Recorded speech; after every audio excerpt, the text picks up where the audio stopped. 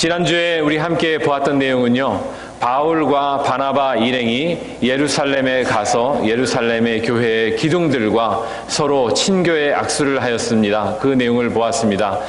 예루살렘 교회에 있는 베드로와 요한은 유대인들에게 복음을 전하기로 하였고, 그리고 바울과 바나바는 이방인들에게 복음을 전하기로 하였습니다. 이 내용이 사도행전 15장에 조금 더 자세히 남아있다고 말씀을 드렸었습니다. 바리새인들 중에서 또 유대인들 중에서 기독교로 예수님을 믿기로 개종한 사람들이 이렇게 얘기를 했습니다. 이방인들도 할례를 받아야 하고 모세의 율법을 우리처럼 지켜야지 하나님의 자녀가 되는 것이 분명하다, 이렇게 얘기를 할 때 베드로가 이렇게 대답했습니다. 어째서 당신들은 우리 조상들도 매지 못하던 짐을 여러분들도 지지 못하고 능히 견디지 못하면서 그 짐을 이방인들에게, 우리의 새로 형제된 자들에게 짐을 지우려 합니까? 하고 베드로가 이렇게 담대하게 얘기를 했습니다. 또 그 이후에 이제 예수님의 형제 야고보가 얘기를 했을 때 청중은 잠잠해졌습니다. 아, 맞지? 믿음이 가장 중요하지.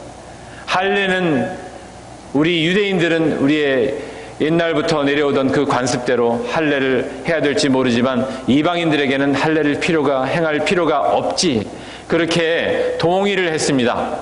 그런 베드로가 이제 오늘 본문에 보시면은 이제 게바가 베드로거든요. 동일한 사람입니다. 베드로가 안디옥에 왔습니다. 안디옥에는 교회가 있었는데 그 교회는 바울과 바나바가 사역을 하던 그런 교회였습니다. 거기에 주요 신자들은 이방인들이었습니다. 유대인들은 조금이었고 이방인들이 많이 있었습니다. 그런데 베드로가 이제 자기가 그렇게 발언도 했잖아요. 그죠? 예루살렘 회의에서 그렇게 발언도 했고, 이제 교회의 정책이 그렇게 정해졌으니까 이방인들과 같이 식사도 해도 되고 그들과 교제도 해야 되고 그들에게 율법을 지키라고 그렇게 강요하지 않아도 되는 것을 베드로가 알고 있었어요. 그래서 베드로가 이방인들과 같이 식사도 같이 하고 친교도 하고 그런 생활을 하고 있었습니다. 그런데 어느 날 예루살렘 교회에서 할례를 주장하는, 여전히 할례를 받아야 된다 하고 주장하는 할례파들이 안디옥 교회에 갑자기 나타났습니다. 그러니까 베드로가 깜짝 놀란 거예요. 이방인들하고 자유롭게 교제하다가 분명히 나를 이제 지목하고 나를 비난할 것인데 이걸 어떡하나 하고 은근히 슬쩍 자리를 떴다, 이 말입니다. 그러니까 이제 베드로도 그렇게 했는데 바나바도 베드로를 따라서 베드로의 행실을 따라 했단 말입니다. 그리고 많은 유대인 크리스천들도 그 행실을 따라하니까 바울이 이것을 보니까 너무 한심한 거예요. 그래서 14절에 이렇게 베드로의 면전에서 또 많은 사람들 앞에서 이렇게 꾸짖습니다. 얼핏 보면은 우리가 이해가 잘 되지 않습니다만은 가만히 생각해 보면은요, 14절은 이런 비난입니다. 당신 베드로는 유대인으로 태어났지 않습니까? 그런데 어째서 이방 죄인들처럼 복음을 깨닫지 못한 사람처럼 행동을 하십니까? 당신은 참된 유대교 크리스찬으로서 살지 않는 것 같습니다. 그러면서 어떻게 당신은 이방인들에게 참된 크리스찬으로 살라고 가르칠 수가 있겠습니까? 이렇게 바울이 베드로를 아주 호되게 호통을 쳤습니다. 성경에서 아주 굉장히 유명하고 재미난 장면이죠. 이렇게 베드로를 혼낸 김에 바울은 이제 한마디 더 해야 되겠다 생각을 하는 거예요. 내친 김에 옳은 말 한번 해보자 하고서 이 15절에서부터 21절까지 이제 얘기를 합니다. 여기에서 이제 신자는 어떻게 살아야 되겠다. 내가 베드로에게 호통친 것처럼 나도 모든 성도들에게 앞으로 의롭게 된 자는 어떻게 살아야 되겠다 하고 그렇게 교훈을 던져주는 겁니다. 베드로는 구원을 받은 사람입니까? 아닙니까? 구원을 받은 사람이죠. 베드로는 부활하신 예수님을 만난 사람이에요. 그래서 이 15절부터 21절까지는요, 이미 구원받은 사람에게 던지는 바울의 메시지입니다. 이 메시지는 이 시대의 모든 크리스찬들에게도 동일하게 던져지고 있습니다. 믿음이 흔들리는 사람들, 형식주의에 빠진 사람들, 삶의 어떤 순간에 마음이 흔들려서 주님을 떠나려 하던 사람들, 그러다가 다시 주님을 붙들어야 되겠다 하고 돌아오기로 마음먹은 모든 사람들에게 던져주는 이 강력한 메시지입니다. 오늘 15절부터 21절까지를 중심으로 우리 이미 믿음으로 의롭다함을 받은 성도들은 어떻게 살아가야 하는지 한번 생각을 해보도록 하겠습니다. 먼저 믿음으로 의롭다함을 얻은 성도들은 반드시 우리의 구원이 어디서 나왔는지 그것을 반드시 알아야 됩니다. 율법을 지킴으로써 우리가 의롭다함을 얻게 된 것이 아니라 우리는 예수 그리스도를 믿음으로 의롭다함을 얻게 된 것입니다. 이것을 우리 용어로, 신학적인 용어로 칭의라고 합니다. 칭의. 의롭다고 불러진 사건을 얘기하는 겁니다. 우리는 행위로 의롭다함을 얻을 수 없지만 의롭다함을 하나님께로부터 얻었다 해서 칭의라고 합니다. 몇십 년 전에는 이 칭의라는 단어보다 득의라는 단어를 썼습니다. 의로움을 얻었다 하는 그런 뜻에서 득의라는 단어를 썼습니다. 그래서 이신득의 또는 이신칭의라고 우리 구원의 우리 신학 중에, 교리 중에 가장 중요한 교리입니다. 이신칭의, 이신득의. 동양의 철학에 아니면 동양의 종교에서는요, 득도했다 하는 말을 많이 씁니다. 오묘한 진리를 곰곰이 생각해서 깨달음의 어떤 경지에 올라갔다 해서 득도했다라는 말을 씁니다. 득도는 자신이 이루는 것입니다. 자신이 자기 성찰을 통해서 자연을 관찰함으로 인간의 도를 생각함으로 이렇게 깨닫게 되는 것을 득도라고 합니다. 이런 득도로는 하나님의 의에 절대 이르지를 못하는 것입니다. 왜냐하면 하나님의 의는 인간으로부터 나오는 것이 아니라 하나님께로부터 오는 것이기 때문입니다. 빌립보서 3장 9절에 오직 그리스도를 믿음으로 말미암은 것이니 곧 믿음으로 하나님께로부터 난 의라. 우리는 어찌 보면 이것을 당연하게 생각하고 이것이 너무나 우리에게 많이 들려졌기 때문에 믿음으로 의롭다함을 얻은 것이 뭐가 새로울 것이 있겠는가 우리는 그렇게 생각할 수도 있습니다. 그런데 이 진리를 정말 마음에 우리가 두지 않으면 어느 순간에 우리가 넘어질 수가 있기 때문에 우리는 이 생각을 늘 하고 살아야 합니다. 우리는 행위로 구원받은 것이 아니라는 것입니다. 행위로 구원받을 수 있다는 것은 마치 이러한 이야기와 같습니다. 제가 아주 키가 적거나 운동을 아주 못하거나 하지는 않죠. 그래서 운동을 하면은 좀 할 수 있을 것도 같습니다. 그런데 어떤 사람이 저에게 이렇게 얘기를 해 보았다고 한번 생각을 해 보시기 바랍니다. 높이뛰기 선수와 한번 겨뤄보라고 운동을 열심히 해서 저 사람을 이기면은 내가 당신 열심히 했다고 이렇게 간주해 주겠다고 한번 저에게 제안을 했다고 해봅시다. 2m가 넘는 요즘에 높이뛰기 하는 선수들은 2m에 가깝거든요. 그리고 그 사람들은 20대예요. 그 사람들은 공중공중 뛰어서 2m 40을 요즘에 막 넘어가더군요. 제가 아무리 연습을 한다고 한들 제가 설교하는 거 다 그만두고 말씀 묵상 다 그만두고 날마다 운동장 가서 연습하고 뛰고 그런다 한들 이 젊은 2m짜리 친구들을 제가 이겨낼 수 있겠습니까? 이겨낼 수가 없습니다. 저는 점점 늙을 테고 그 친구들은 점점 더 높은 높이를 뛸 거예요. 그것과 마찬가지입니다. 우리가 행위로 의롭다함을 얻을 수 없는 것이 바로 그것입니다. 하나님께서 주시는 의는 위로부터 내려옵니다. 우리 땅에서의 어떤 행위에서 만들어지지가 않습니다. 이 하나님께서 인정하시는 그런 의는 우리 내면에서 나오지 않습니다. 득도함으로 생기지가 않습니다. 자기 성찰로 생기지가 않습니다. 우리가 사람들과 좋게 지낸다고 의롭다함을 얻지를 못합니다.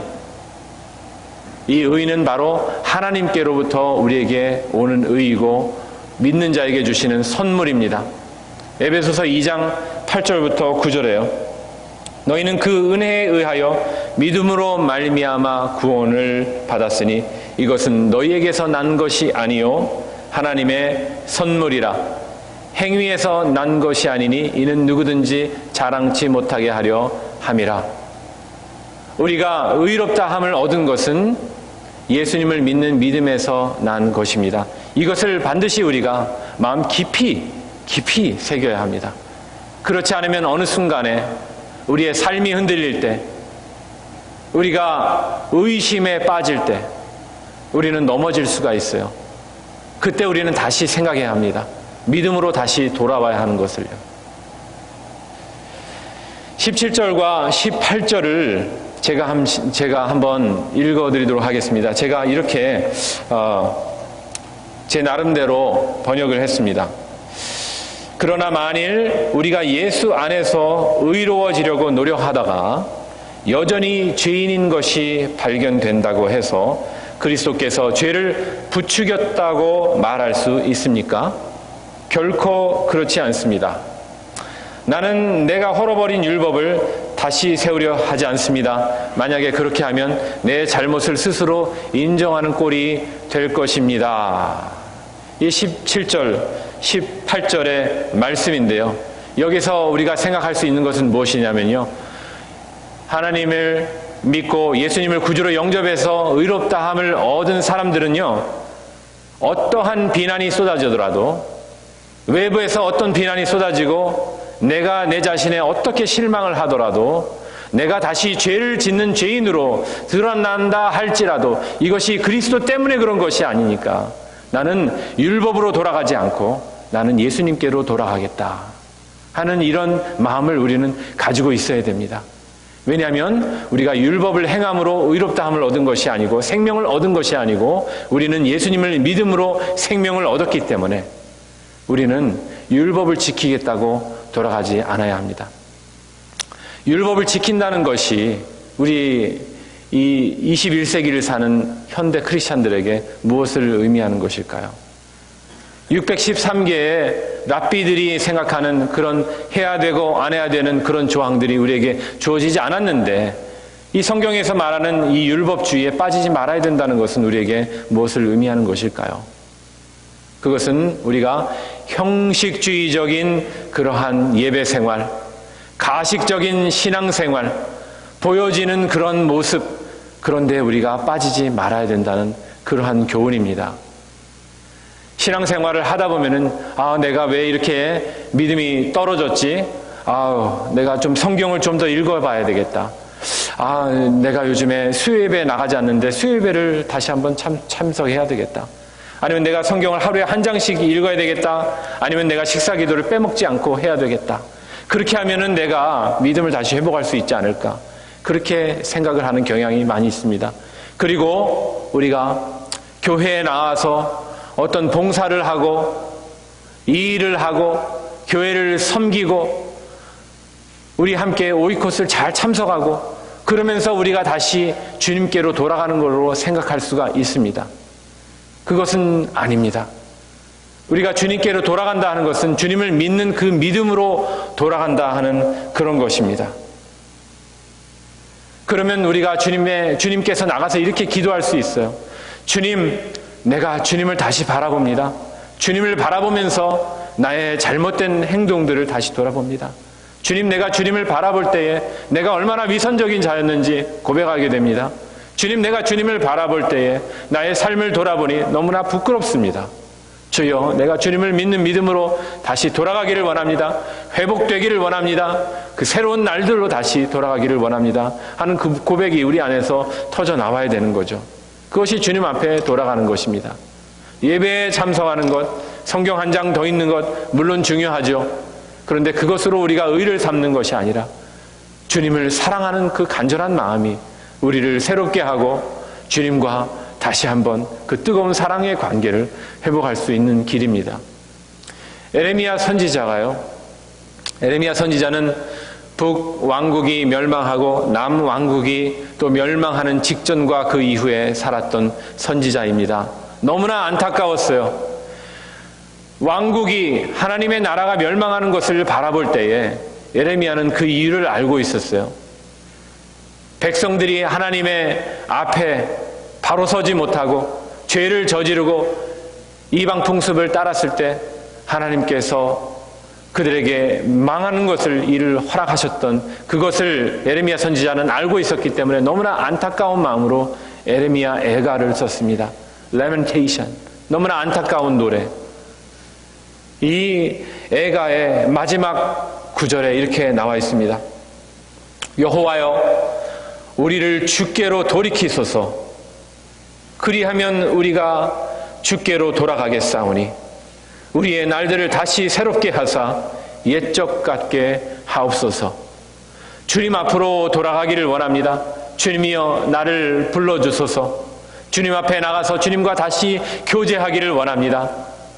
주님을 사랑하던 그 날들을 다시 허락해 주소서 하고 기도하는 예레미야의 기도가 우리의 기도가 되기를 원합니다. 믿음으로 돌아가는 거예요. 주님께로 돌아가는 거예요. 그래서 오늘 말씀의 제목이 다시 예수입니다.